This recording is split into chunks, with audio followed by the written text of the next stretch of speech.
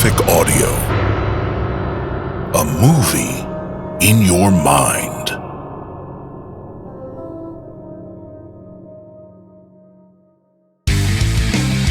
Graphic Audio presents Dark Horse Comics X, Volume 6. Written by Duane Swierczynsky. Adapted and directed by Eric Messner, with a full cast. X sat in the rafters of a cavernous warehouse in Arcadia. It had once held a train factory. He quietly watched the activities below him. Men moved around various crates in the warehouse. Some were being repacked, others were being opened. All of them contained weapons. Assault rifles, handguns, machine guns. The weapons were arranged neatly, as if one were taking a leisurely stroll through Guns R Us. X watched the movements of the workers, silently plotting the best ways to take them all out. He saw a man pick up an assault rifle. There are millions of ways to kill a human being. Take the humble assault rifle, with bullets that explode just a few inches inside the body. Doctors could spend hours picking out the bullet and jacket fragments out of the massive entry wound. But by then, your target would be long dead. To his left, he watched a man empty a crate and lay grenades out on a table. Or the M67 frag grenade, with a kill radius of 5 meters and can inflict serious damage up to 15 meters away. Doesn't matter if your target is hiding behind the wall. Thousands of pieces of metal will rip him into wet chunks. He glanced to his right and saw dozens of weapons, all laid out on top of packing crates. Assault rifles, bazookas, RPGs, flamethrowers. Standing guard were thick-necked henchmen, all of whom looked like they shopped at a Eurotrash Dress for Less. Directly below him, he saw 2 henchmen pull a canvas tarp off a massive object. Plenty of solid ways to snuff out a life. He squinted at the men below and looked confused. And then there's overkill. The tarp slid off and revealed a tank. A massive M60A3. For instance, this goddamn thing. A door opened down to his right, and he watched as a tall, pot-bellied man with a ponytail and mutton chops waltzed into the warehouse. He headed straight for the tank. X watched Christoph, the man he'd been following. For the past few weeks, I've been tracking Christoph, Arcadia's busiest arms merchant. Local drug gangs love his vast selection and low prices. Christoph angrily gestured to his henchmen to move away from the tank. Obviously, he's taken his catalog to the next level. I'm seeing RPGs, bazookas, and that monstrosity parked in the corner. X watched as Christoph buffed the side of the tank with a white linen handkerchief. Clearly, this monstrosity was his pride and joy.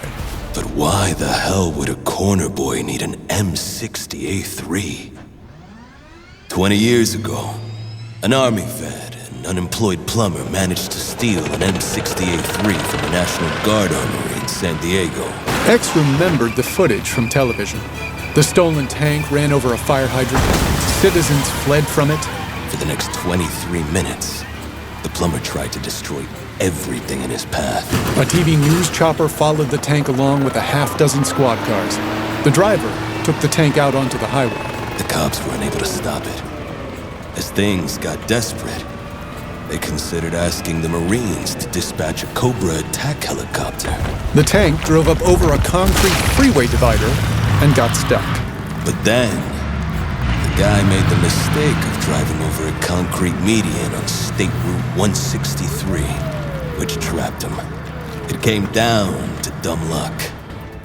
If the plumber had managed to arm that tank, hundreds could have died. The tank chase ended with the thief inside the tank at the controls. Above him, 4 cops stood pointing guns at him. X stood up on the walkway.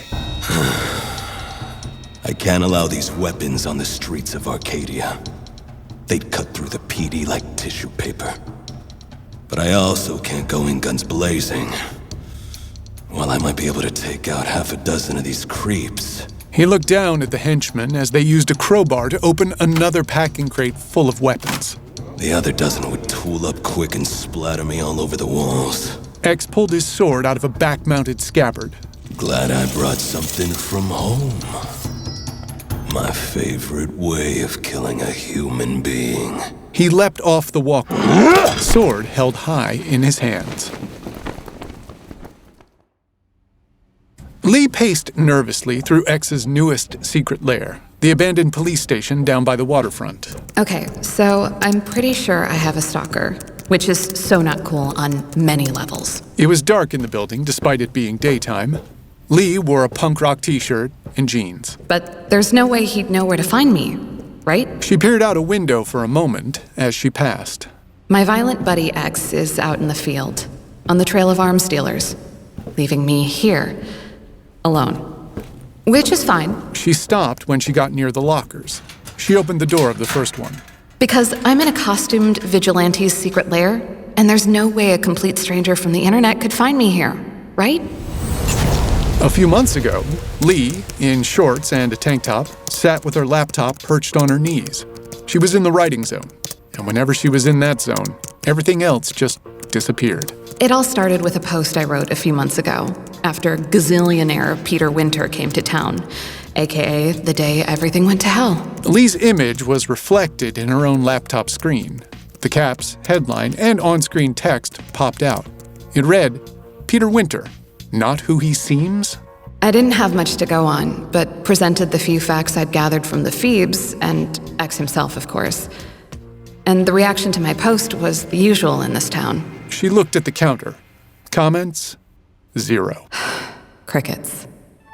Until... A new comment popped up on her last muckraker blog. "You are in more danger than you can possibly know." So, playing along, I responded. Go ahead and enlighten me. Our conversation moved from blog to email, then to texts, with my anonymous pal peppering me with questions. How did you check your facts? Did you see him in the flesh? His most recent text, though, is the one that really freaked me out. I'm coming to see you now. Lee's head whipped around as the sound of an alarm filled the room. Oh, crap. From where Lee stood, she could see the ancient call box on the wall blinking an angry red. One of our perimeter sensors is going off. Someone's on the property. She pulled a handgun from the locker, as well as one of X's masks. Mama always told me, be careful who you talk to on the internet. That's a lie. My mother OD'd before the internet was invented, so I guess as always, I'm on my own. She pulled on the mask and headed for a side door. This getup won't fool anyone for long. A masked Lee stepped out, gun in hand. But it might give a creepy special someone second thoughts. She stood for a moment, scanning the area. Then, without turning, reset the alarm. Back in the warehouse, X, sword in hand, moved stealthily behind 3 of Kristoff's henchmen. 2 of the henchmen turned. The name of the game X slashed his sword across their throats cleanly, quickly. is sever the vocal cords The 3rd henchman turned around. before they have a chance to scream. X rammed his sword into the chest of the 3rd henchman so hard, it lifted the goon off his feet.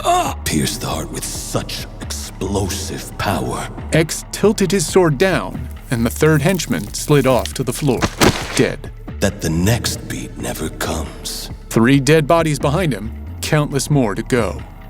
He stayed in the shadows and moved toward another man. These men are death dealers. They deserve what they deal. Another henchman stood over a crate of grenades as X stepped up and cleanly sliced his throat. At some point, one of these bastards will manage to let out a scream. The henchman stood for a moment before falling into a freshly opened crate of weapons, spilling several to the concrete. I have to kill as many as possible before that happens. In the distance, Kristoff turned to see X. He pointed at him, angry. A fat vein had popped out on his forehead. His mutton chops seemed alive. Sukin, it's X! Remove his limbs! Several henchmen near Kristoff picked up machine guns and bazookas. And here we go. Ahead of schedule. Back at X's lair, the masked Lee checked the perimeter of the building, peering into the shadows. She kept the pistol at chest level. Hate this, hate this, hate this. Another masked figure sped past Lee and slipped through the open door into the police station. Lee only felt a slight breeze. Inside the lair, the speeding figure stopped. He was a muscular masked man in a black uniform. He wore a brown utility belt and scarf. A black mask with a circle and a left-pointing sideways V on it was emblazoned on his forehead. The Mark stepped quietly into the room. His eyes squinted as he quickly scanned the room. Now, where would she hide her files? He saw Lee's laptop sitting on a nearby desk. Of course, in plain sight. He crossed the room to it and began typing, a concerned look on his face.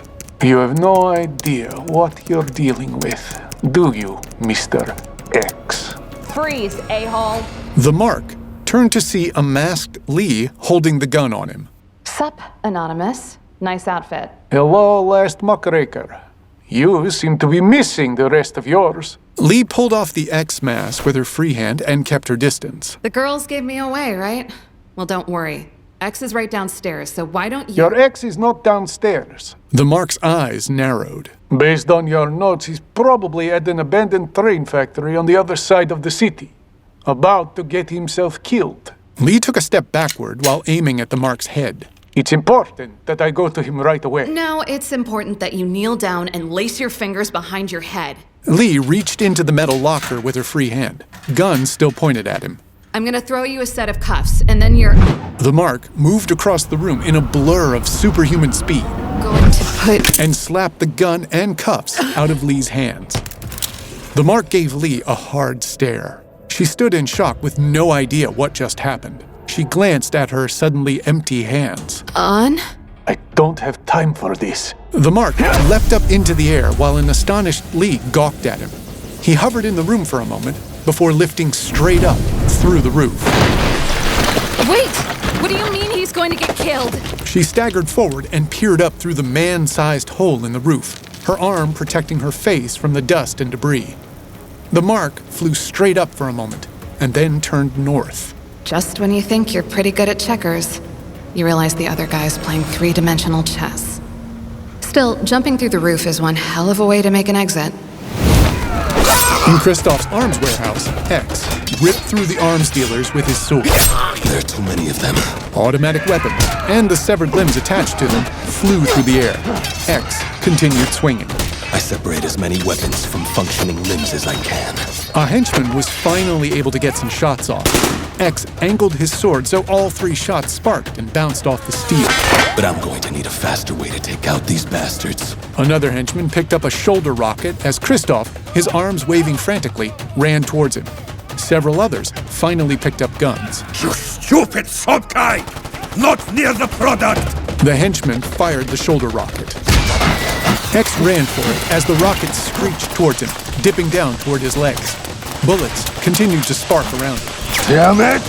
He leapt as the rocket exploded right behind him, throwing him high into the air. The sword flew from his hands. As the blast propelled him through the warehouse, X grabbed a small black bag from his belt and dropped it into an open crate of weapons below him. Won't have another chance to get this right. The henchman continued firing at him even as he tumbled through the air. A beat later, X landed on the concrete floor next to the tank. He pulled himself toward the tank and leaned against it. Bullets sparked all around him. An angry Kristoff raised a hand as his henchmen continued to fire. Not the tank!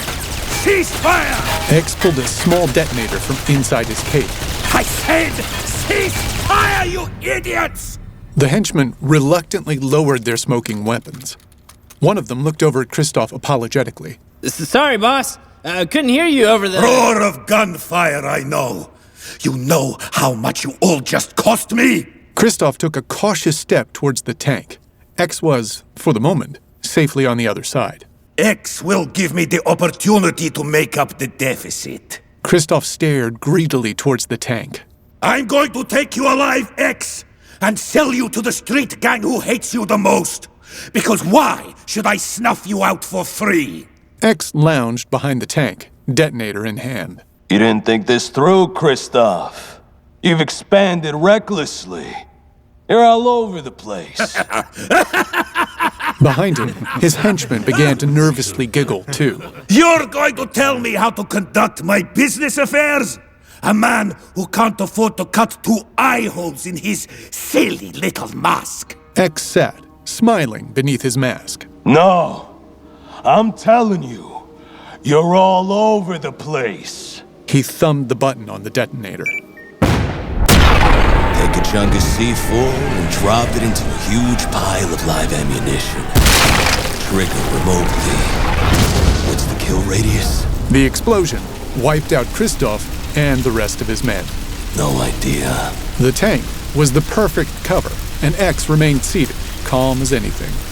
Just beyond the tank, a raging inferno burned.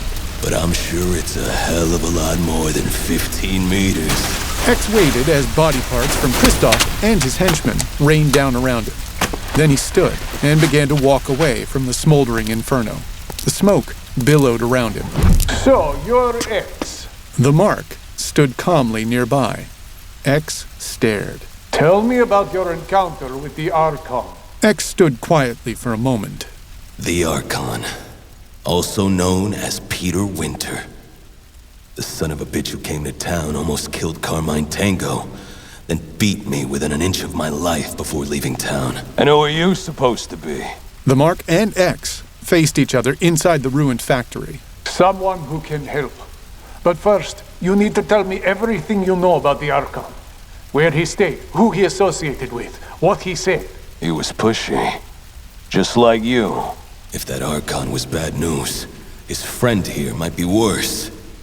Kinda wishing I hadn't blown up all of Christoph's weapons. X reached into his cape and hurled a satchel of C4 right at the Mark. And I don't need any more costumed vigilantes in my city. The Mark swatted the C4 away as if it were a fly.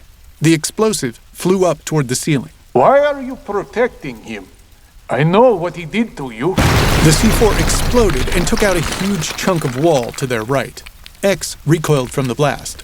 The Mark was unfazed and didn't move. The Archon was trying to kill you because he thought you were me. As dust and tiny bits of debris rained over them, X squinted. Why would he think that? Your mask. Even with one eye, surely you can see the similarity. The Mark became visibly upset, tense, and ready to fight. X, meanwhile, looked perplexed. What the? The C4 wasn't that strong. The entire side of the warehouse to their left tumbled down. X and the Mark threw up their arms to shield themselves from the flurry of debris and dust. Brace yourself! For what? What did you do? Standing there, in a cloud of dust, was the Archon himself, hands balled into fists. His uniform was dark blue with gray gloves and forearm coverings. A red slash ran from his shoulder around his waist. A small circle with a sideways V pointed in the opposite direction of the Mark's adorned the upper left side of his chest. It was a uniform very different from X's last encounter with him. He stepped through the debris like an angry god. At long last, the worm has finally turned. I knew that revealing myself would draw you out, Mark. The Mark marched towards the Archon, fists tight, ready.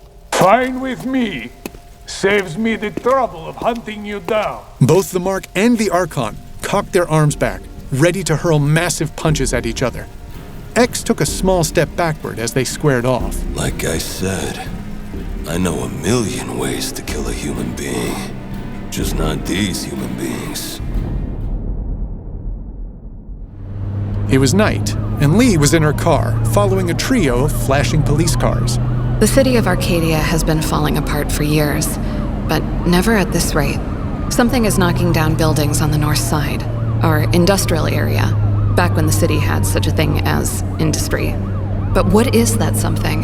That's what I'm trying to figure out. The police cars skidded to a halt ahead of her, and Lee slammed on the brakes. Ahead, a huge plume of dust and smoke began to roll towards her. Lee got out and ran away from the car, cell phone to her ear, waving away the dust. My usual police sources are jammed up. She ducked into an abandoned storefront to block some of the dust. She held up her cell phone and squinted to read it. Local media is as useless as ever. All I'm seeing are scaremongering reports of collapsing buildings, power outages, people trapped in their houses. She looked out the now dusty window toward the sounds of crumbling buildings and imagined the worst. There is no coherent narrative yet. but I do know one thing. This probably has something to do with the guy who smashed through our roof a few hours ago. The Mark pushed himself up from the ground. He was battered and bled from his nose. He stood in a field of debris from a collapsed building. Dust still floated everywhere. I'm not going to let you go. The Archon slammed a foot into the Mark's chest, which threw him back 50 yards and slammed him into the side of a warehouse. The Archon moved across the debris toward the Mark. He looked a little worse for wear, too, but not as bad as the Mark. You were saying? Something about what you would and would not let me do? X crouched on a rooftop and looked down at the fight. Once these whales started slugging each other, I was quickly forgotten. X watched as the Mark flew out of the hole in the warehouse wall. Clearly, these two have some history. And slammed into the Archon, knocking him back several yards. They closed the distance again. From what I can gather, neither of them give a damn about Arcadia. This Archon has something bigger in mind. The Archon hurled a devastating punch at the Mark. You can be part of the superior forces in the War of the Ages, or you can join the sad ranks of the vanquished. The Mark place-kicked the Archon into the nearest wall. All you care about is enslaving the world. That arrogance is going to be your downfall, Archon. The Archon stepped out of the hole in the wall, grinning. You think so small. Just like always. X ran along the roof of the building to follow them. He had a bag slung over his shoulder. I don't understand any of it. He skidded to a stop on the roof and opened the bag. Don't have to. What matters is that these guys are gonna destroy this entire neighborhood if I don't stop them. X pulled a rocket launcher out of the bag, courtesy of the late Christoph Supplies, stood up, and aimed at the Archon. Lee opened the door to a north side dive bar. Knew it. She made her way across the room to the bar. If you can count on one thing still being open during the apocalypse, it's your local dive. The bar was largely deserted, except for an elderly couple. Scotty was bald and had a wild beard and vest, and Patty Pat was the red-haired woman who sat across from him. To Lee, they looked like former university professors, which they were, until they lost their jobs due to boozing.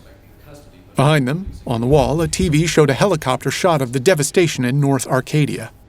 You old blowhard, you know the truth.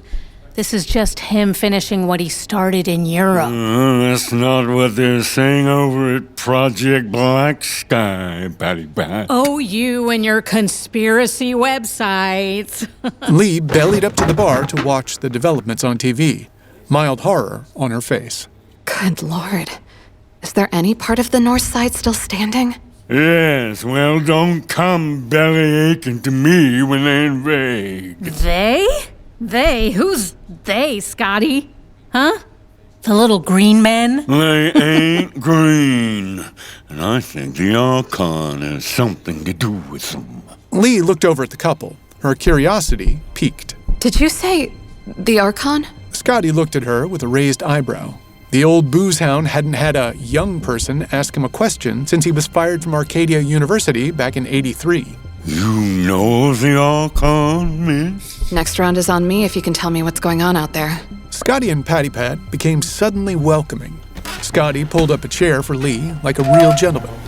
Patty Pat licked her lips in anticipation of some decent whiskey. Oh, honey, pull up a stool. You're about to hear a story that'll curl your eyelashes. You know, I think you're gonna have to buy a few rounds to appreciate the finer details of the matter.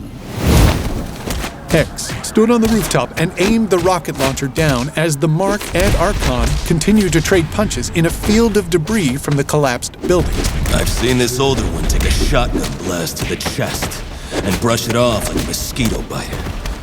Let's see him brush this off. X's one good eye squinted through the scope. He set the crosshairs on the Archon's back. Ruidoso's gonna need a couple hundred evidence bags to clean this up. Forgive me. X fired and was rocked back on his heels a bit from the recoil. In the distance below him, Both fighters looked up at the approaching rocket. I thought you learned your lesson last time, insect. The Archon swatted the rocket away with a bare fist. The wayward rocket looped-de-looped through the air and turned back towards X. X stared, his one eye open wide as the rocket arced back toward him. He dropped the rocket launcher just as the rocket struck the building under his feet. It went through the wall, 4 floors below him. He made a mad dash across the roof as it began to disintegrate beneath his boots. I've imagined my own death 100 times. Never imagined it playing out like this. The roof fell away from X's feet as the entire building began to collapse. As he fell, he grabbed at the air and kicked his legs, looking for something, anything to grab onto. He plunged into the center of the building. It's my fault. Engaging an enemy I didn't quite understand. As he dropped toward the blossoming explosion below, he made a plea with his city. If you allow me to live, my dear Arcadia, I will not repeat this mistake. I beg you, reconsider. Let me avenge you.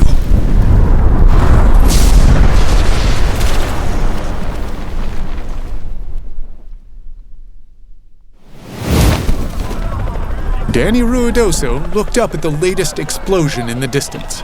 He and his men were trying, and failing, to set up a perimeter around the battle zone. Uniforms tried to run yellow crime scene tape, but Ruidoso waved them away. You understand what I mean by a perimeter, don't you? We can't wait for Homeland. These buildings are falling down now. Ruidoso and his men watched in horror as another building collapsed nearby. No. Another dust cloud rolled towards them. Everybody back! The huge wave of dust washed over them. The cops threw up their arms to block the worst of it. As the dust began to settle, a dust-covered Ruidoso grabbed his radio, talking to command. Next to him was Freeland Kendrick, who squinted into the hazy, dust-filled distance. Captain, we're losing a building every few minutes out here, and we don't even know what we're dealing with. I don't care what you have to do, we need serious backup here. Kendrick nudged Danny's shoulder. Hey, Danny, look who's finally made it to the party. A burly figure stumbled out of the dust cloud. Bless you, my sweet city. A badly injured X, uniform ripped to shreds, pieces of metal sticking out of his body. Only his healing powers keeping him alive as he walked toward them. I will not forget this. Danny approached X. X? My God, what the hell happened to... Never mind. What's going on over there? X brushed past him, much to Danny's annoyance. This is above your pay grade, Lieutenant. Danny grabbed X's arm and stopped him. Don't do that to me, man. At least tell me what we're dealing with here. X glared at him. Evacuate as many people as possible from the entire north side. Draw the line at Columbia Avenue. X turned and headed toward the rubble of the old train factory, where Kristoff's weapons were stored until both X and the Archon reduced it to rubble. He hoped it would still be there. Logically, it should be. A few hours ago, I thought that certain types of ordnance were too powerful to ever use in a city. He squinted through the dust in the air and saw what he was looking for. It was covered in debris, but the main gun of the M60A3 tank stuck out of the pile. Now I'm praying it'll be enough. X began digging out the tank like a man possessed, heaving chunks of concrete aside. He climbed onto its side and moved a large piece of timber. As the timber fell away from the tank, Lee made her way through the rubble toward him. Well, X, I've just gone down the rabbit hole. I'm not sure I'm ever going to see daylight again. She reached the bottom of the tank and stopped. She took in his battered body. Looks like you've been down there too. Wow, for real, you look like crap. She began to help him clear more of the debris from the tank. Anyway, I found 2 sources who know about these guys. One is the Archon, the cranky rich guy, and his mortal enemy is the Mark, the guy in the mask. X paused momentarily to look over at her. Their grudges go back decades. Scotty thinks they have some kind of immortality thing going on, and... Scotty? Professor, source, type guy. Anyway. Lee heaved a chunk of concrete away. What it boils down to is this. When you're shooting, aim for the rich one. The tank, now mostly cleared, X pulled open the hatch. He turned to Lee. You'd better go. If you think you're going for a joyride in a tank and not bringing me along, then I think you've got to find yourself another irreverent journalist sidekick. X didn't find this funny. If the Archon sees us coming, he'll crush this tank, killing us instantly. She held his gaze. Nope, not scared. I'm coming. Besides, you look like you could pass out behind the wheel. Do tanks have steering wheels? Back in the battle between the Mark and Archon, the Archon flew through the air with the Mark in his grip, smashing through another wall. The Mark looked dizzy. This is a fitting graveyard for you, Mark. The Archon flew faster and smashed the Mark through the walls of 4 shuttered factories. The Mark landed hard in the shadow of a half-standing building. The Archon landed gracefully nearby. The Mark looked like a rag doll that had been worked over with a tire iron. Buried beneath the filth of a shameful city. The Archon stomped the Mark's chest. And now for the delightful little task of removing your head from the rest of your body. Danny Ruidoso led a pack of armored and fully armed Arcadia cops across an abandoned avenue. We do everything in our power to keep the attacks confined to North Arcadia. Nothing gets below Columbia Avenue. Kendrick pointed up the block, an incredulous look on his face. Ruidoso squinted through the dust in the air. Danny, I see them. It's just 2 guys. Ruidoso, Kendrick, and the cops stopped running. Ahead of them, the Archon held the Mark in a headlock. So, we take them down. Shouldn't be hard if it's just 2 guys. I know you're saying that to sound brave and all, but the thought of just 2 guys doing all this leaves me terrified, man. The Archon held the Mark down on his knees and slowly choked him as Ruidoso and his men opened fire. Their bullets bounced off his back. Don't worry, Mark. These nuisances won't distract me from the business at hand. Ruidoso and his men fired a few more rounds before they realized that the bullets weren't doing anything. As Ruidoso waved to cease fire, he heard something behind him. Good God, what now? The M60A3 tank rolled down the street towards them. Ruidoso, this is Ferguson and you know who. Inside the tank, Lee sat looking through the viewfinder. X was at the controls. Tell your boys we're coming through. Ruidoso and Kendrick watched, incredulous, as the tank rolled up to and past them. For real? What's that, Dan? You know how I gave you crap for suggesting that we stock up on some military surplus? Life has a way of sticking it in and twisting, doesn't it? Inside the tank, X wrestled with the controls, while Lee perched behind him and looked out through the viewfinder. Let me know if you see any concrete dividers. What? Never mind. As the tank rolled over a hill of debris from one of the collapsed buildings, X aimed at the Archon and the Mark. Once he had the Archon's back in the crosshairs, he fired. The Archon turned around at the sound of the approaching shot and released his grip on the Mark. Stubborn insect. The shot landed right where the Archon and the Mark stood. The explosion threw up a cloud of dust and debris. X brought the tank to a stop. Target obliterated. Lee looked through the viewfinder and waited for the smoke to clear. X, don't speak too soon. He turned to her, shocked. What? In the viewfinder, the Archon climbed to his feet in the middle of the cloud of smoke. I think we're gonna need a bigger tank. X pushed her out of the way so he could look through the viewfinder. Hey, don't nudge the messenger. The Archon stood, glaring towards the tank. He was very wounded, but still on his feet. Then he turned and disappeared into the smoke, making a retreat. X scrambled up through the top hatch of the tank. He jumped to the ground as Lee poked her head up through the hatch. He moved toward the Mark. Are you insane? Remember that thing you said about him crushing us, killing us instantly? X continued to the Mark, who was still sprawled out on the ground. The large man slowly turned over. Where did he go? X pulled the Mark to his feet. Answer me. Off somewhere to heal, probably. He's not invincible. Neither am I. Where would he go? Nowhere nearby, that's for sure. He'll find some other city and go underground. We need to follow him and stop him before he vanishes. X released his grip on the Mark and turned to walk away. If he's left Arcadia, then it's not my responsibility anymore. The Mark was a bit steadier on his feet now and grabbed X's arm. Hey, you've seen what he can do. You want this kind of devastation all across the United States? They stood eye to eye. The Mark strengthened his grip on X's arm. How about you leave him alone? The entire north side of my city is in ruin because you picked a fist fight with him. Your city won't matter if we're all enslaved. X pulled his arm away. Go chase after your boyfriend. But don't let me catch either of you back in Arcadia, or I'll have another tank waiting. X turned his back on the Mark and headed for the tank. This battle isn't over. Don't care. It's not my war. Psycho. The Mark leapt into the air and made his exit over a crowd of stunned police. Lee approached X and tried to match his stride. Kind of makes you miss the old days when we were fighting dudes in pig masks and stuff, right? X abruptly stopped and turned to her. I have to go. See you at home later. Go? Go where? There's something I have to do. He turned and walked away. Oh, I forgot to mention. You might want to stop by Home Mart. We need a new roof.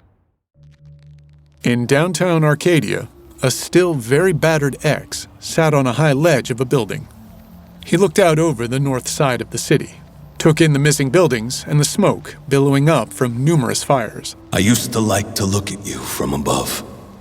From up here, all of your wounds and scars and burns would disappear in the greater context of your body. But not now. There is no height or vantage that can hide what's been done to you. He looked further north and saw another half-destroyed factory building. The exposed wall revealed a vintage ghost sign from a prouder time. It read, "W.M. Ferguson has it all. Fine furniture for the whole family." He turned away. So many of your once proud buildings lay in smoky heaps, your bones exposed. So much of your history. He glanced down and saw a street sign, ripped from a pole and hanging by a thread. The dented and scratched sign read, Columbia Avenue. Wiped from existence. He began to cry for his city. With trembling fingers, he reached up to the lock on his mask. X quietly removed his mask. Hot, angry tears fell down his scarred face. He sat on the rooftop, overwhelmed by grief and anger at the same time. I will not fail you again.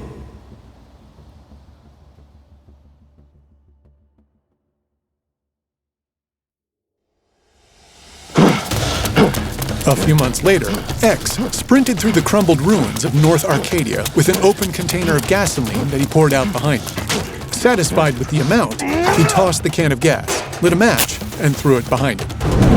A straight line of fire blazed across a section of debris. X's red cape fluttered as he ran past two thugs with guns. Their heads snapped around at him as they drew their weapons.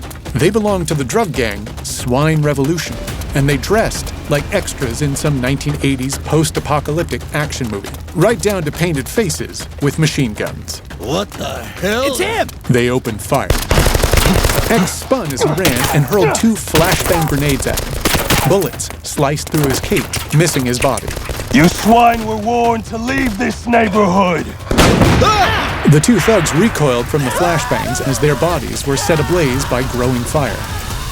X quickly climbed up the side of a half-ruined building. Nobody listens to verbal warnings anymore. It's all noise. When he reached the top, he stared down at the ruins below. Lee stood next to him, also looking down, slight disbelief on her face. Monsters like Swine Revolution require a visual. Below them, the two gang members burned in the middle of what was a massive burning X over the entire ruined area. Not exactly subtle, X. X turned and walked away from the edge of the roof. Lee lingered there and looked down at the ruins, unable to break her stare. You can leave the subtleties for the dead. Our city needs us. He's not wrong about that, dear reader.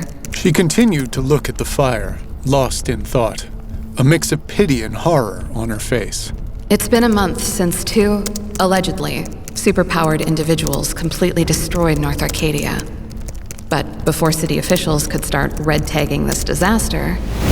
3 weeks ago, A TV report showed footage of Swine Revolution, a drug gang led by the enigmatic Gundog. The footage showed him surrounded by his loyal soldiers. Unlike his soldiers, Gundog wore a mask.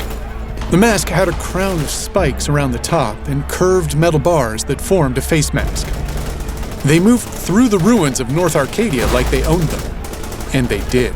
A special interest group seized control of the entire neighborhood. 2 weeks ago, the Swine Revolution guarded a truck as workers unloaded plastic cases with medical biohazard warning labels on them. Their special interest? Flooding the streets with a scary new drug. It's cheap, it's potent, and apparently it's made right here in the ruins of North Arcadia. 10 days ago, Gundog stood in front of an open case and held up a vial of sangre, also known as pig's blood, to examine it. The liquid inside was a deep, dark red. Everyone calls it sangre, short for sangre de cerdo, aka pig's blood. And everybody wants it. A male Arcadian citizen used a syringe to inject sangre straight into his tear ducts. How you notice that street assaults, burglaries, and home invasions have been spiking lately? The same citizen, after taking the drug, kicked in the front door of a home. Inside, a family watched TV, stunned by the intrusion. If someone's kicking in your front door... The sangre junkie stepped into the room, a gun in hand. There were dried, crusty red tear streaks that ran down his cheeks. He hadn't been crying. This was the telltale sign of a sangre user. They're probably on the sangre. Over the next several nights, Lee and X did surveillance on Gundog and the Swine Revolution. They staked out a rooftop in North Arcadia and tried to get as many photos of the leader and his gang as they could. They managed to spot Gundog and some of his minions entering their bunker, a 2-story garage and one of the few buildings left standing intact in this neighborhood. The gang behind this drug calls themselves Swine Revolution. Details are scarce. Through the dirt-glazed windows of the bunker, X and Lee could see Gundog with his back to them. But everyone talks about their masked leader, Gundog. They snapped a few more photos after Gundog slipped off his mask while headed into another room. They still couldn't see his face. He never shows his face. He's rumored to have supernatural powers. They could see a table that looked like an altar covered in meth lab-style gear. In front of it hung a huge crucifix, most likely looted from a North Arcadia church, and hanging on top of the crucifix was Dr. Heidi's creepy pig mask. Even creepier, he's alleged to worship pigs. What is it with this town and bacon, man? A few days ago, in North Arcadia, numerous jittery and amped-up sangre junkies walked into the ruins as they searched for their next fix. Anyway, no one goes in or out of North Arcadia without permission from Swine Revolution. Customers? Yes. Nearby, a full SWAT team rolled up to the fringes. Some of the junkies scattered. The Arcadia PD? Hell no. Danny Ruidoso, helmet and riot gear on, led the charge. A half-dozen men with guns followed him. God knows they've tried. My source in the department tells me taking back North Arcadia is their top priority. Danny and the SWAT team opened fire. But every time they mount a raid... Then, Swine Revolution thugs with superior firepower opened up on the police and drove them back. Swine Revolution seems to know in advance, and they have more than enough firepower to repel any comer. Lee still stared at the large, burning X that X had left on the ground below them. X had stopped and turned around to look at her. She glanced at him for a moment and thought of the days after the battle between the Archon and the Mark. Now that he's finally healed up from the Battle of North Arcadia, there's one man, dear reader, who has sworn to take back this neighborhood. Time to go, Lee. Sorry, I know. They walked together across the rooftop. Keep me posted on their movements as best you can. Most of all, stay out of sight. Will do. Later, Lee sat at her laptop on the second floor of an abandoned building in North Arcadia. Swine Revolution communicates, go figure, by social media. I didn't know you could get decent Wi-Fi in the middle of hell. Anyway, it's how even the most strung-out Sangre head knows where they'll be selling. Outside, X moved through the rubble, a man on a mission, ready to dish out punishment. I figured out where they hang out online. the code words they use. Where are you? X stood at an intersection in North Arcadia as Lee came over his earpiece. Near what used to be Columbia Avenue. In the abandoned building, Lee studied her laptop. Okay, you've probably got a caseworker and a bunch of customers on your 9. X looked down the broken and debris-strewn street and saw a group of junkies wandering. They had the telltale red stains on their cheeks. One of them spotted him. Oh no! X approached the sangre addicts and their dealer. He wasn't holding any weapons.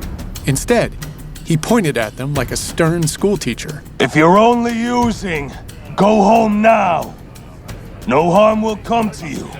I'm here for the dealers. One of the junkies panicked.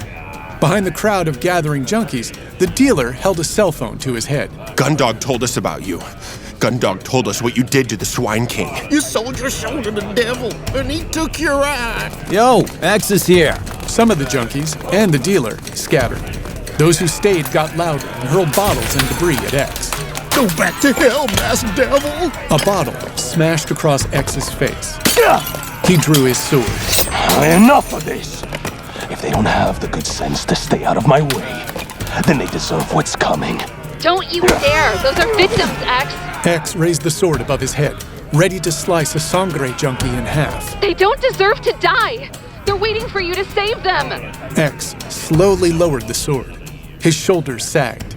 The junkie and his friends quickly moved away. Damn it, Lee. X leapt up onto a burned-out van to get a better view of the area. Good boy. Now stick to the plan, follow the dealer, and go find this Gundog cat. Did you just say good boy to me? Elsewhere in North Arcadia, a swine revolution dealer sold sangre to a female junkie. Several other swine revolution members stood nearby and watched the transaction, sneering. This stuff is worth more than money, Mamacita. Come on, man, I paid you. The money goes to Gundog. What are you gonna do for me? In the shadows behind Swine Revolution, a slender figure crept along the top of debris, a sniper rifle strapped to her back. I paid you. Give me my shit. The woman lunged for the sangre, but the dealer was too fast. Come on now, honey baby. Just a little sweetness. Unseen by the Swine Revolution members, the slender figure in black had stopped and now pointed the sniper rifle at them. I have a kiss for ya. The dealer's body jerked and spasmed as the figure in black shot him in the throat, chest, and groin. He died quickly. Oh God! Oh God! Oh God! The junkie ran off as the new figure in black stood triumphantly on a pile of debris over the dead body of the dealer. This is my neighborhood. Anyone caught dealing sangre will be executed immediately. No warnings, no mercy. 3 Swine Revolution dealers, guns in hand, came running around a pile of debris toward the shouting. Smoker! The dealers opened fire, but even as the bullets flew at the black-clad figure, she leapt backwards in a series of flips. You've got to be quicker than that. She backflipped down the alley and out of sight. The 3 gunmen looked down the alley after her. Smoke curled from their guns as they lowered them. Where'd she go? 50 yards away, the slender figure stood on a pile of debris. She quietly watched the Swine Revolution gunmen off in the distance as they looked around, confused. Still can't believe how fast I can move. I can't believe you've left yourself wide open. What? A thick boot nailed the woman in her back and sent her reeling. A tattered red cape fluttered around her. Amateur should stay home. She looked up from where she landed and saw X as he loomed over her. X? Last I heard, someone dropped a building on you. She pushed up onto her elbow. You let your city down, One Eye. X lifted her off the ground. Dress-up time is over, little girl. Hey, don't touch me! He threw her off the 2-story pile of debris. She tumbled down to the street. Go home before you get yourself killed. X stood looking down at her from the top of the pile. Bastard! I wish Heidi had killed you when he had the chance! X's eye widened in surprise. How do you know about Heidi? The black-clad figure charged back up the hill of debris, fists up, ready to kick X's ass. You know what your problem is, X? Why you've never been able to clean up this city? She threw a surprise kick at X, which he was barely able to block. She landed nimbly. Your targets always know you're coming. You warn them. How stupid is that? She threw a punch, which X also blocked. About as stupid as leaving yourself open. Again. X hammered a blow to trigger Warning's stomach, which doubled her over. He pushed her down and grabbed the top of her head. Let's see who you are, amateur. X ripped off her mask to reveal Maureen Hayter, Lee's friend who was scarred by Dr. Heidi. She looked leaner and meaner, but was still very much scarred. She had gone from victim to avenger, however, and there was no fear to be found in her eyes. You know who I am. You did this to me. Maureen tried to throw another punch, but X blocked it again. Stop! You need to come with me. You need to retire, old man. X put a chokehold on Maureen. Her eyes fluttered. No. There's someone who will be very happy to see you. Who are you talking to, X? What's going on? Later, inside X's lair, the abandoned police station near the waterfront, Lee and X stood and watched Maureen Hayter asleep on a cot. My God. What did they do to her? Lee looked down at her friend with both curiosity and horror. X stood nearby, arms crossed. Heidi grafted some of my skin onto Maureen's face. It didn't work. Not like he wanted it to, anyway. So is she... Did she absorb any of your powers? Like, say, your freaky healing abilities? X lowered his head. She moves unusually fast. She's quite strong, but no healing powers. Look at her scars. Lee moved closer to X and put her hand out toward him. X's body tensed. There's something I've been meaning to ask you for a while now.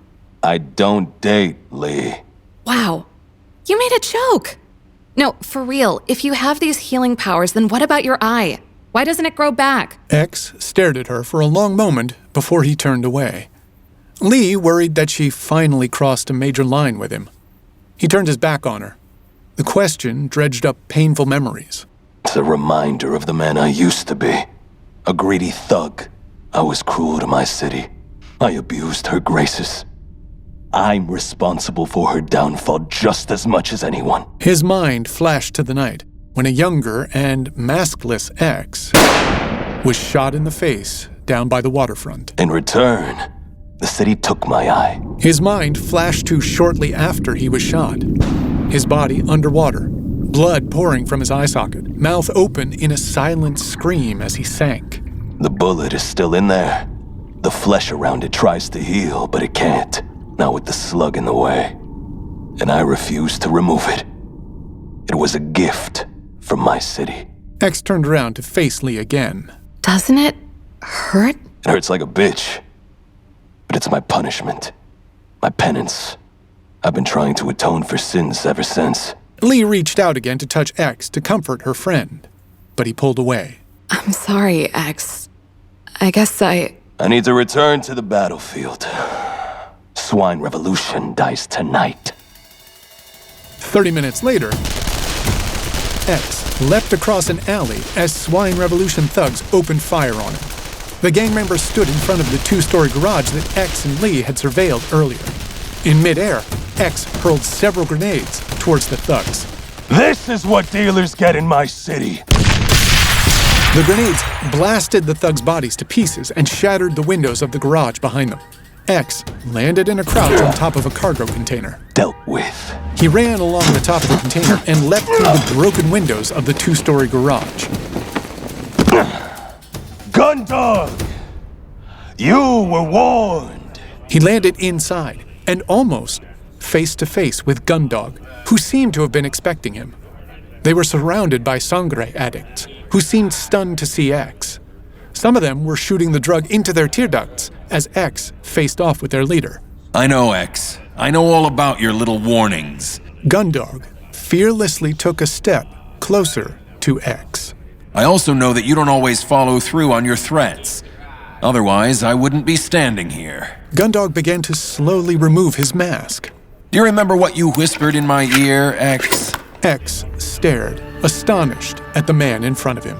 Lieutenant Sutter. Those awful, awful things you said? X's mind flashed back to the night a year ago in the warehouse as Setter was trussed up and hanging upside down, and X whispered to him. I know you were just trying to scare me straight. Gundog smiled. It looked almost gloating. X's muscles tensed with pure rage. This man defied him. But I saw an opportunity I couldn't resist. Especially after you went on vacation for a month. X slowly reached for a gun strapped to his side. Setter appeared unworried. Once a pusher, always a pusher. Is that it, Setter? No, X. Thanks to you, I'm still on the force. And in a unique position to protect our business interests here in North Arcadia. X pulled his gun and pointed it at Setter. Too bad you didn't heed my warning. Because you've got about 3 seconds to live. Gundog/Setter raised his arms like a country preacher. His flock, the junkies, paid rapt attention to him. If I'm hurt, the sangre goes away.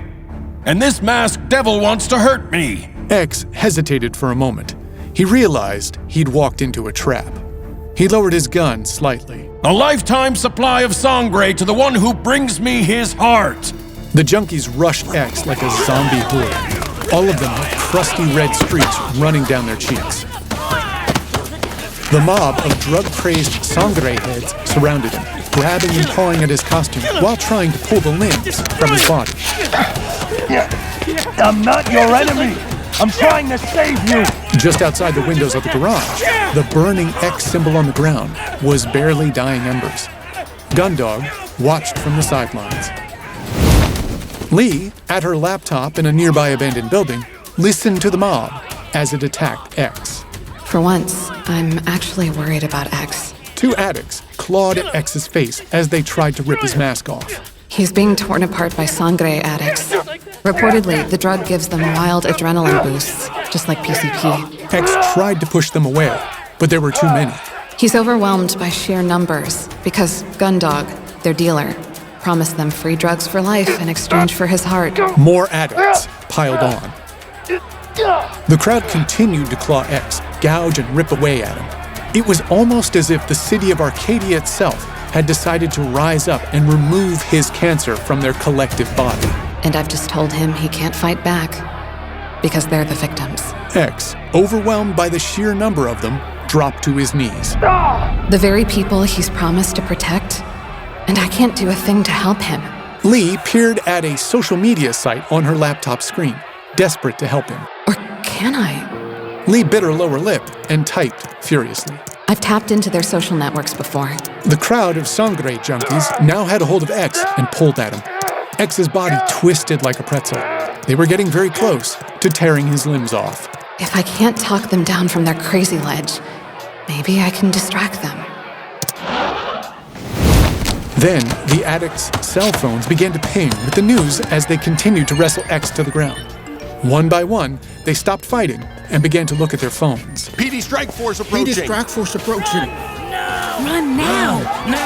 With enough of the crowd distracted, X broke free from their hold, the force of which tossed several people into the air.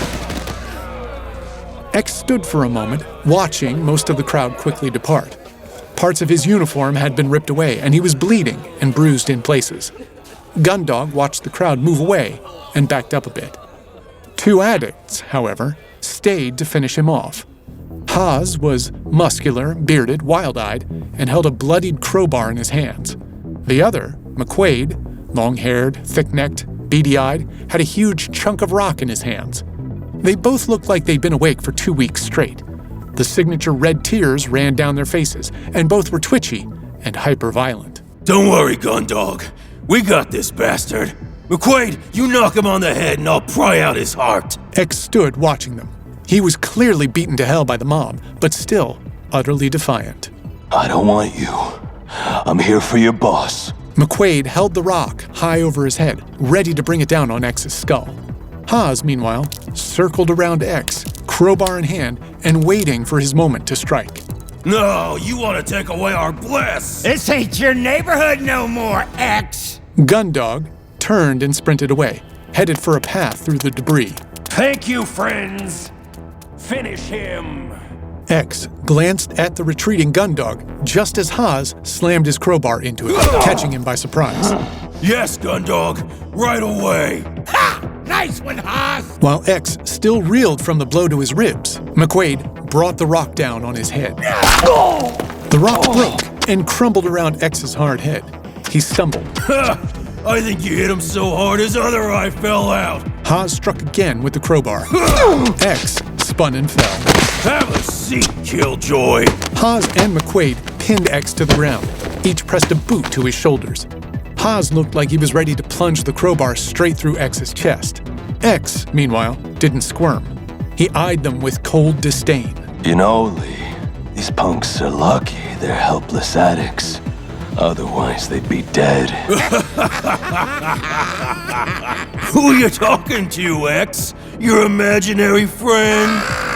Still on the ground, X's one eye narrowed. There's no reason they should be allowed to reproduce. Oh no, X, don't! X hammered his fists into his attacker's crotches. Haas and McQuaid dropped. X got to his feet while they writhed next to him. Stay out of this neighborhood. Wait, X, before you leave. Lee had the Arcadia PD website up on her screen. I need a tiny little favor. What kind of favor? Later, Lee met Ruidoso in his office down at the station. She had a vial in her hand. What's this? Early Christmas present. Is that? Don't inject it all in one place. We've been trying to get a sample of that junk for a month now. Ruidoso took the sangre vial from Lee and stared at it. This was a huge break for the Arcadia PD. Addicts shoot all of their sangre before we can seize it. And once it's in their system, it's impossible to isolate. Ruidoso smiled, and Lee looked hopeful. Now that you've got it, somebody can come up with something like methadone for users, right? That's the idea. Ruidoso's smile slowly faded, and he narrowed his eyes. Not to sound greedy, but on the phone you told me you had 2 presents. Lee leaned across Ruidoso's cluttered desk, a playful smirk on her face. Hold on to your wings and keys. But X saw Gundog's face. Lieutenant Setter is Gundog. He's the guy behind this whole thing. Ruidoso was furious. He slammed a fist onto his desk. Lee jumped back in alarm, having never seen him lose it like this before. Son of a bitch! X should have killed him when he had the chance. Lee raised an eyebrow. This wasn't the same idealistic Danny Ruidoso she first met all of those months ago. But that's not what we do, right, Lieutenant? Ruidoso caught himself and turned his back to regain his composure. I just hate what he's done to my city. Lee sat down on the edge of Danny's desk, a sly smile on her face. My God, you're even starting to sound like him. Lee? Back at X's lair, the man himself arrived and stepped inside. He walked towards the main room. Maureen? Is anyone here? When he got there, he saw the empty cot where Maureen, also known as Trigger Warning, was supposed to be recuperating. Oh, no. He quickly crossed the room, threw open the doors to the weapons locker, and saw a lot of items missing. No. At that moment, Lee stepped in through the front door of the lair. X, you left the front door open. Shit! I take that to mean you don't give a hoot about the front door at this particular moment. X stripped down to his skivvies, his body a canvas of cuts, bruises, and contusions. He pulled a fresh uniform out of a steel locker. Lee entered the room, but her attention wasn't on X, but on Maureen's empty bed. So many mistakes, misjudgments, come back to haunt me. Yeah, nice to see you too. Wait, where's Maureen? 2 minutes later, and X was fully dressed, except for his mask, which he held in his hands. Don't worry. I'll find her before she does something stupid. And then I'm going to take out Setter, once and for all. Lee approached him cautiously. Stupid? You know, X, I can't say you have the moral high ground here. How is her vigilante crusade any different from yours? X had a slightly self-righteous look on his beat-up face. He lifted the mask to his face, ready to slip it on. I chose this path. I know what it's done to my life. I want better for her. For her kid. How about instead of kicking her off the path, you help her along it? X gave her a surly look and slipped on his mask. He fiddled with the lock for a moment, and then closed it. He turned and left. Lee looked defeated. Wow, I just love how you open your heart to me. X silently prowled along the top of a debris field in North Arcadia, searching for Maureen. A shotgun blast ripped into him, knocking him off his feet. Trigger Warning stood nearby, a smoking shotgun in her hand. Go back to bed, old man. This isn't your war anymore. X climbed to his feet. The blast had cut through his cape and his chest, but the Kevlar protected him from the worst of it. Shouldn't have run away, Maureen. Trigger Warning leveled her shotgun at him, ready to fire again. Sorry. I'd rather fight on neutral ground. X held up a gloved hand while he reached with his other hand toward his cape. Trigger Warning tensed. I'm not here to fight you. Don't do it. I'll cut you in half before your gun clears the holster. I told you, I'm not here to fight. He pulled a taser from a holster on the back of his belt. I'm here to ask for your help. He extended the taser out to Trigger Warning, the grip facing her. Trigger Warning reached out to take it. How's your aim, Trigger Warning? In another part of North Arcadia, Gundog, in his mask again, and his armed goons handed out sangre to a line of eager addicts. Gundog stood above them on a metal box, like a priest, preaching to the faithful. My friends, I know you can hear the sirens. Soon the fascist police department will be coming for us. Even though the majority of you are unarmed and merely seeking one of life's simple pleasures. The numerous addicts below him only half listened as they eagerly began shooting sangre into their eyes and flashing toothy, drool-filled smiles up at him. Their faces ran with the telltale signs of sangre use. Red tears ran down over their cheeks. They want to drag you back to your miserable lives. They want you to slave away just to keep your heads above water. They want you docile and compliant and desperate. Gundog opened his arms to the crowd. But not if you make a stand here with me tonight. Together we can claim North Arcadia and recast it into an urban paradise. X stood on a pile of debris high above the crowd. He held his two swords above his head, crossed in an X shape. The full moon sat low in the sky behind him. After tonight, no one will dare challenge us. A shadow in the form of an X fell over Gundog's face. One of Gundog's armed goons next to him saw the X and looked up. Boss? X, a sword in each hand, leapt into the fray, with Trigger Warning right next to him. Cover me! They landed together, and Trigger Warning immediately opened fire with the taser. It fired multiple shots of light blue pellets of energy. The blast hit several of the junkies and dropped them, leaving them as writhing, twitching heaps on the ground. Most of the other addicts took off. Don't worry, folks. This will only hurt for a couple of hours. X sliced down through two of Gundog's goons. He sliced limbs, not through the chest, which was in part due to Lee's influence. Gundog himself turned and started to run. X saw him take off down the debris-littered street. You broke your promise, Setter. Last mistake you'll ever make. X began to follow Gundog down the street when one of his dealers stepped in front of him. His painted face sneered at X as he held up a revolver. The bullet sliced through X's guts, causing him to drop his swords. Hey, you want Gundog? You're gonna have to go through me. Furious, X grabbed the dealer by the throat and pulled a short blade from his belt. You're not seeing straight, scumbag. X stabbed the dealer in the eye. The dealer dropped to his knees as X left the blade in his eye. Do it! Finish me! My life for Gundogs! X pulled the blade free. Blood dripped from its edge. Nah. He's not worth dying for.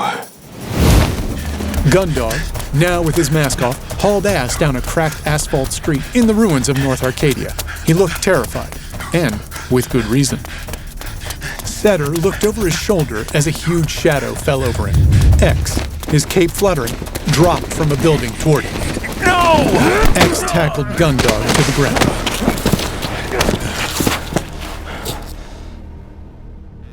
A few beats later, Setter was once again tied up, hanging upside down and looking at X. You're going to do it, aren't you? X stood in front of him, unmoving. You're going to do all those horrible things you said you'd do to me? Used to be I gave criminals 2 warnings. Second warning meant a death sentence. X watched as Setter began to look increasingly terrified. I used to think that death was the ultimate punishment. But you, Setter, you deserve something worse. X leaned in close to Setter. I'm gonna bring you to Ruidoso. I want you to look your fellow officers in the eye and... Out of nowhere, a bullet struck Setter's face. His head whipped back and chunks of brain flew. The energy of the shot caused his entire body to slowly swing like a pendulum. X turned with fury in his eye, his mask splattered with brains, skull, and blood, and he saw her. Why did you do that? Trigger Warning stood with her smoking sniper rifle. Come on. That son of a bitch absolutely deserved to die. Later, back inside X's lair, his gore-soaked mask was off, and he sat bandaging his wound. Lee, meanwhile, perched on a chair nearby, her laptop on her crossed legs. You've got email. I don't get email. It's from the Mark. You remember? The guy who knocked down half of North Arcadia? What does it say? Lee focused on her laptop, an incredulous look on her face. It's just 3 words. Hoping you'll reconsider. Lee looked over at him and took in the weariness on his maskless face. He'd been through the grinder. Don't care about his conspiracies. None of it matters unless that Archon bastard shows up again. There's talk of an alien invasion, you know. Little green men show up, I'll be ready. Wait, there's also a link. Lee looked at the screen. To what? You mentioned the Archon? Well, it seems Peter Winter has a plan to boost Arcadia's crippled economy with a massive weapons manufacturing plant. X dropped the bandages. He didn't care about his wound anymore. His face twisted in pure rage. That won't happen. Not in my city. The next evening, X, now dressed in civilian clothes, stuffed his uniform into a duffel bag. Lee watched him pack. You're seriously just going to leave town? This is a threat I can't ignore. He turned to look at her. You can help Maureen the same way you helped me. Keep her honest. X zipped up the duffel bag and slung it over his shoulder. But between the two of you, with Ruidoso's help, the battle for Arcadia will continue. I'll return when the Archon is defeated. X turned to leave, and Lee quickly crossed the room and touched his shoulder. Hang on. He turned to her. What? Did I forget something? Lee wrapped her arms around his shoulders and surprised him with a kiss. It was only on the cheek, but still, X was stunned. He stood still for a long moment and then slowly, gently, pulled his head away. They stared at each other and shared a sweet but also weird moment. Then X turned away, his cheeks bright red. Behind him, Lee put her hand to her forehead with instant regret. But she also wore a sly, cute smile, too. Don't, ever do that again. Lee bit her lower lip as they walked to the door of the abandoned police station, their home. X doesn't get it. Why I've stayed with him all this time. Lee stopped just outside the door and watched as X walked off into the Arcadia twilight. A lone gunslinger out to even the odds. Sure, I've been hard on this city. Always pointing out its flaws, its ugly parts, sharing it with whoever would listen. She watched as he neared a corner, the panorama of the Arcadia skyline looking more beautiful than ever, standing behind him. She watched as his silhouette stopped for a moment and then disappeared around the corner. She felt it keenly, that this was a city still worth fighting for. But I swear, and I think X would say the same thing. We do it out of love.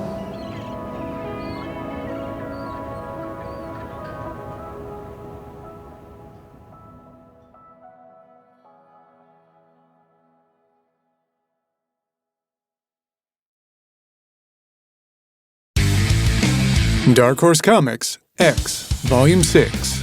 Written by Duane Swierczynsky and Eric Nguyen. Dark Horse Comics, X, Volume 6 is a graphic audio production.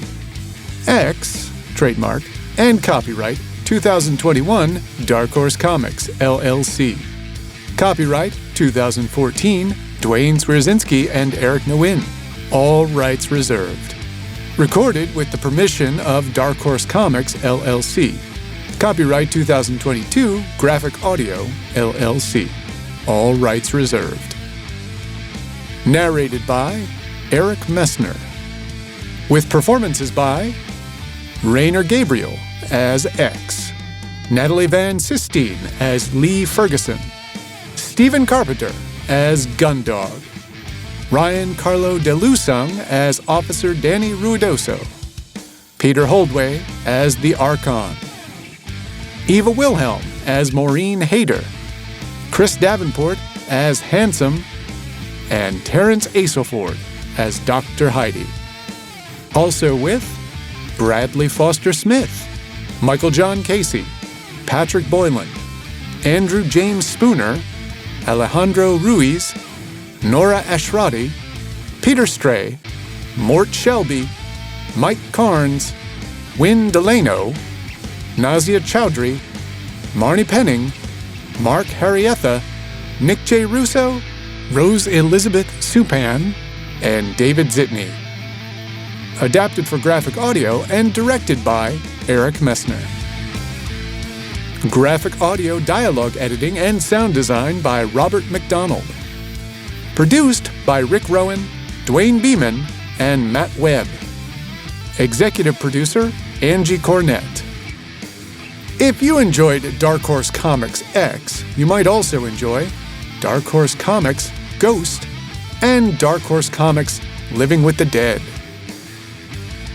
These titles and many more are available in graphic audio. Keep listening for a preview of another exciting title in graphic audio. Graphic Audio LLC presents Living with the Dead, a Zombie Bromance by Mike Richardson. Narrated by Michael John Casey and performed by a full cast. As the gang of undead continued to consume the old man, 2 other zombies walked past with no regard for the feasting taking place. They crossed the street and headed down an alley. Need flesh! The 2 zombies shuffled across to another street and up the stairs of a brownstone with barbed wire and boarded up windows on the first floor. The shorter, with a red face, pulled out a set of keys and unlocked the door of the brownstone as the larger turned his back to face some of the random undead scattered about the street. Brains! The shorter spun his head around and looked at the taller one. Hey! The shorter reached out and grabbed the right shoulder of the taller one and yanked him inside the building and immediately slammed the door. A smattering of zombies stared at the door for a moment and then shuffled on groaning as if nothing had occurred. Once inside the brownstone building, the shorter of the 2 raised his arms halfway, his palms out. What the hell were you doing out there? He then lifted his mask to reveal a square-jawed, brown-haired man sporting a well-trimmed Van Dyke. You want to give this place away and get us killed?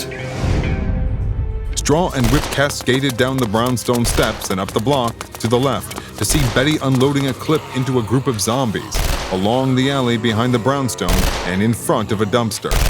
They're attacking your building! Actually, they're not attacking. They just get into the garbage. We put it out the back because it keeps them away from the front door.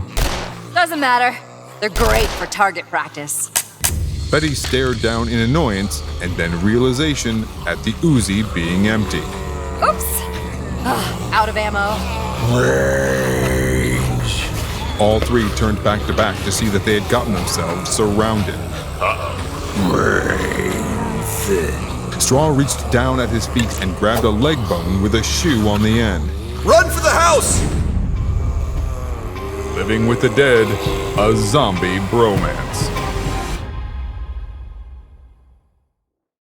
Thanks for listening to this graphic audio production.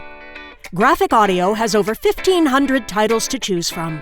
Listen to over 150 binge-worthy series, from sci-fi to fantasy, to graphic novels, to mystery thrillers, to action-adventure, to westerns, and more.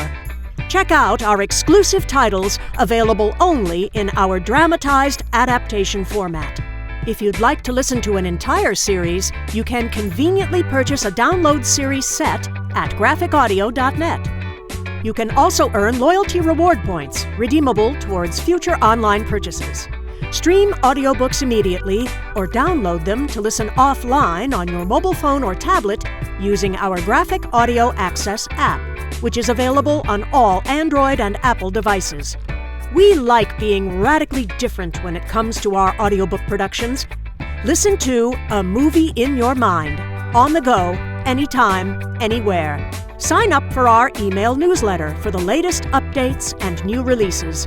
Like us on Facebook or follow us on Twitter and Instagram. Visit our web store today at graphicaudio.net.